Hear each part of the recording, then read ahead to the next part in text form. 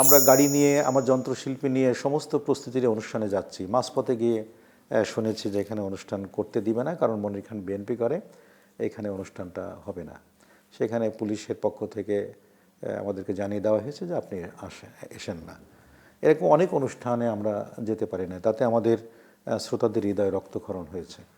যাক, অনেক কষ্ট সময় পার করেছি, কিন্তু তারপরেও তো আমরা জানি বা মুরব্বীরা বলে যে অমাবস্যার যত অন্ধকারই হোক, সকাল কিন্তু হবেই। এই 16 বছরের অপশাসনের বা দুঃশাসনের অবসান কিন্তু হয়েছে। তা কোনো কিছুই চিরস্থায়ী নয়। ধৈর্য সহকারে যদি আমরা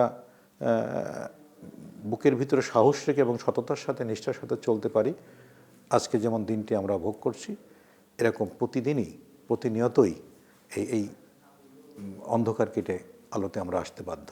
অ্যালবাম করার যখন ইচ্ছা পোষণ করলাম, তখন তো বাবা শিক্ষক মানুষ, অনেক টাকার দরকার। এত টাকা দেওয়ার মতো ক্ষমতা ছিল না বাবার। আমরা 4 ভাই 1 বোন। তারপরও বাবা কষ্ট করে আমাকে 40,000 টাকা পাঠিয়েছিলেন। বিভিন্ন জায়গায় ঘুরতে ঘুরতে যখন শেষ পর্যন্ত মিল্টন খন্দকারের দেখা পেলাম, আমি সমস্ত গল্প খুলে বললাম। উনি গান শুনলেন। গান শুনে উনি প্রথম দিনই বললেন, তোমার গান আমি করব, কন্ডিশন 2টা। প্রথমত হলো বাবার দেওয়া 40,000 টাকা তুমি ফেরত দিয়ে আসবা, এবং তোমার যে আঞ্চলিকতা আছে এগুলো কাটিয়ে ওঠার জন্য অনেক সময় আমাকে দিতে হবে। আমি দুটোতেই রাজি হয়ে গেলাম, এবং চিন্তায়ও পড়লাম যে এই টাকাটি ফেরত দিলে হয়তো বা আমার ক্যাসেট আর হবে না। যখন বাবার কাছে টাকাটি ফেরত দিতে গেলাম, তখন বাবাও হতাশ, যে তখন আর মনে হয় ক্যাসেট সম্ভব হবে না। তো কীভাবে কী করবা? বাবা বললেন, আমরা যেন উনি যেভাবে বলেছেন আমাকে, আমার বিশ্বাস উনি ক্যাসেটটি করবেন। তো যাই হোক, সেই টাকা ফেরত দিয়ে আসার পরে কাজ শুরু হলো। মিল্টন ভাই যত্ন করে খুব আদরের সাথে আমাকে নিয়ে বসে বসে গান করতেন।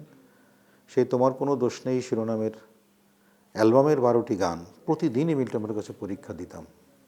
উনি কোথায় কী সমস্যা আছে সেগুলো চিহ্নিত করে প্রতিদিন আমাকে পরীক্ষা নিতেন। এইভাবে প্রায় 4টি বছর কেটে গেছে।